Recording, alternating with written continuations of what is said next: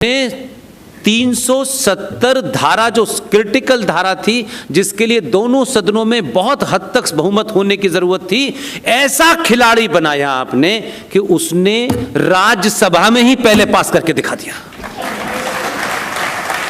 या आपको ताज्जुब नहीं लगता? या आपको लगता है यार ये कैसे हो सकता है, जिसमें इस पार्टी का बहुमत ही नहीं है? इसलिए हुआ कि उस पार्टी में कई सारे चाटुकार मौजूद हैं और वो भली बात ही जानता है।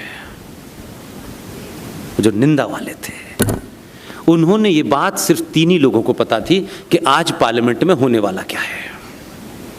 और पार्लियामेंट में गया और उसने पूरी कहानी पढ़ी और उसके बाद जब वोटिंग हुई तो स्पीकर ने कहा राज्यसभा के पास, तो वो जो आलू की फैक्ट्री से सोना बना रहे थे, उन्होंने पीछे मुड़ के देखा लेबर कहां गई, तो उनकी लेबर गायब थी। उसे 24 घंटे तक पता नहीं कि लेबर आज काम पे आई क्यों नहीं, जब सबसे ज्यादा जरूरी काम था। तब पता चला कि दूसरे वाले ने फूल प्रूफ काम करता है। वो संसद की जितनी मर्यादाएं हैं, जितने नियम कानून हैं, उसको ध्यान में, इसलिए मैंने कहा कि खेल इसी संसद में हो सकता है, खेल खेलना आना चाहिए। इसलिए ये रोना तो बहुत साल से चला, अरे साहब हमारे पास दोनों सदनों में बहुमत नहीं होगा तो ये नहीं होगा। करने की नियत होनी चाहिए, और जब नियत होती है तो संसदीय परंपराओं के अनुसार हमारे देश में समय समय पर हमारे यहां से बहुत लोग विदेश जाते रहते हैं। कभी जाते हैं इजराइल के, वहां ड्रिप खेती कैसे होती है देखने जाते हैं, क्योंकि उसके बाद उन्हें अपने घर में करनी होती है। कई बार चिदंबरम साहब भी गए थे, उनकी खेती की आय पता है। वो ऐसे देश के पहले किसान हैं कि जब उनके बारे में ढूंढा गया कि इनकी खेती की आय जो दिखाई गई है वो टैक्स फ्री होती है, वो इतने करोड़ों में है, तो लोगों ने कहा खेती कर कहां रहे थे? तो गमलों में गोभी उगा करके कई हजार करोड़ का उन्होंने गोभी उगा दिया है। ऐसे दौर में इन्होंने भी कहा कि हम भी चाहते हैं कि कुछ लोग बाहर जाएं और देख के आएं। 3 महीने पहले, 2 महीने पहले उसने कहा कि देश में जो नए नवेले से आए हैं एमपी जीत करके, जिन पे बेचारों पे अभी बेरोजगारी की वजह से कोई काम नहीं है, उनसे कहा कि आप ऐसा करें कि ऐसी जो हमारे यहाँ डेलीगेशन जाते हैं बाहर स्टडी करने के लिए, जिंदगी में पहले पढ़े नहीं, अब स्टडी करने जाएंगे। पढ़ लेते तो फिर बात ही क्या थी। वो तमाम सारे लोग नए नए कुर्ते पजामे सिलवा करके, कोई पहली बार जहाज का टिकट मिला, उनसे कहा कि आप नीदरलैंड जाइए और वहां म्युनिसिपलिटी पानी की व्यवस्था कैसे करती है ये देख के आइए। और सबने नए नए कपड़े उपड़े सिलवा लिए। 2 महीने पहले उनका जो प्रोग्राम था वो तय किया गया और उनसे कहा कि फला फला डेट में वो जाना है। डेलीगेशन जाती रहते हैं, कोई उसमें नई बात नहीं। उसमें से किसी एक ने पूछा भी कि इसमें, इस डेलीगेशन में हर पार्टी के लोग हैं लेकिन बीजेपी के नहीं है। तो जो लोग कर रहे थे, क्योंकि मैं उसमें मेरे बहुत सारे मित्र हैं, उन्होंने कहा मोदी जी ने कहा है सबका साथ सबका विश्वास, और नीदरलैंड भेजा। वो नीदरलैंड में पानी की टंकी, नली कैसे खुलेगी कैसे नहीं खुलेगी, वो वहां अध्ययन कर रहे थे। आपके आदमी की शातिरपना देखिए, जो पॉजिटिव है, जो अच्छी बात है। राजसत्ताएं ऐसे ही चलती हैं, हाथ जोड़ के नहीं चलती है। नीदरलैंड में वो पानी की व्यवस्था 40 एमपी गए देखने, और ये इतना समझदार आदमी है, उसने कहा मान लो कोई इसको खेल को बिगाड़ भी दे, तो सरकार ने जिस दिन 370 लाना था उस दिन नीदरलैंड से लौटने की फ्लाइट ही नहीं थी, इसलिए वो लेबर चली गई। तो संविधान का उल्लंघन नहीं किया, संसदीय मर्यादाओं का कोई गड़बड़ नहीं किया, और लोग घंटों सोचते रहे कि ये पास कैसे हो गया। और उसके बाद जब वो आए लौट के, तब तक तो चिड़िया खेत चुक चुकी थी। तो ये जो ताकत है, ये खुश होने के साथ साथ भविष्य की चुनौतियों में आपको ऐसे ही बिहेव करना है। इसलिए आज 3-4 पॉइंट बोल करके मैं अपनी बात समाप्त करता हूं। चालू रखिए सर। अच्छा, कह रही चालू रखिए।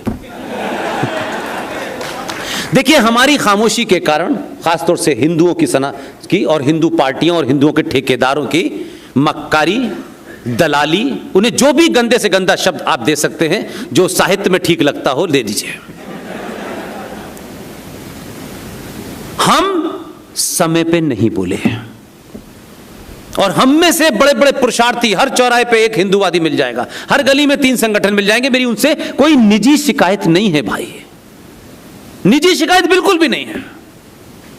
इतने एक्स और इतने वाई, इतने एमपी और एमएलए भी बैठे, वो भी नहीं बोल पा रहे, वो भी नहीं बता रहे भाई ठीक है, कल की कल देखी जाएगी, ये सच होगा जिनके बीच में रह रहा हूं, रह रही हूं। यार, ये तो मेरे से लोग सवाल पूछेंगे, उन्हें डर ही नहीं है, क्योंकि उन्हें मालूम है कि आपको अफीम खिला दी गई है, इसलिए आप ये सवाल नहीं उनसे पूछेंगे।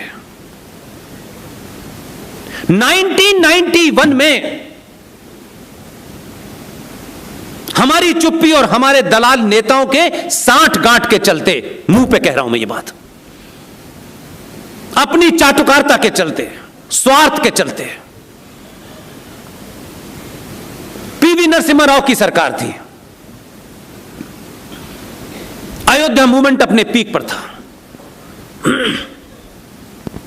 अब उसमें से कुछ लोग नहीं हैं, मैं उनके सम्मान में कोई बात नहीं कहना चाहता, समग्रता में कह रहा हूं। उसमें जो जिंदा हैं उनके मुंह पे बोल चुका हूं मैं। तो 92 साल की उम्र हो गई हो, उससे कोई फर्क नहीं पड़ता, फिर भी बोल के आया, कहा कि यह आपने जघन्य अपराध किया था।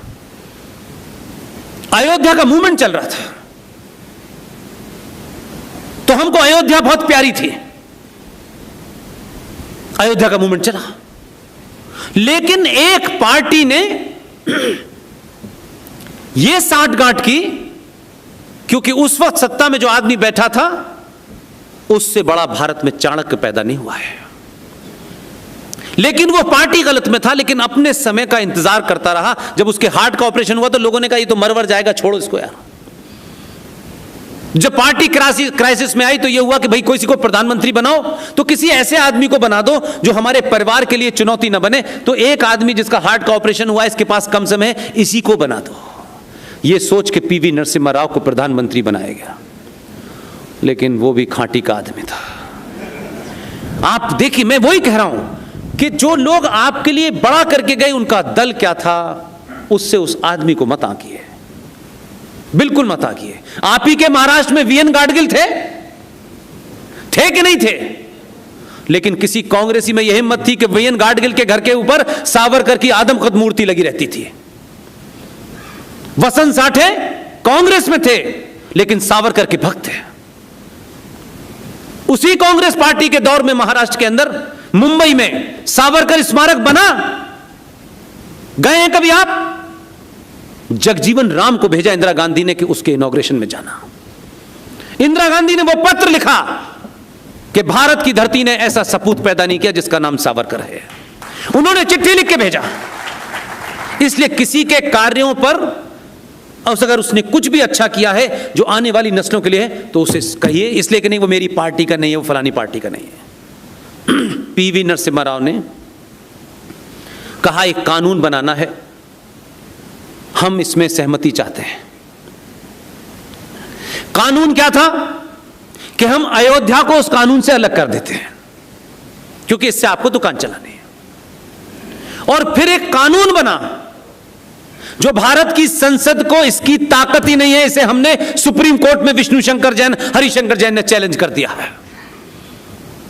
हमारी टीम के युवा साथी हैं।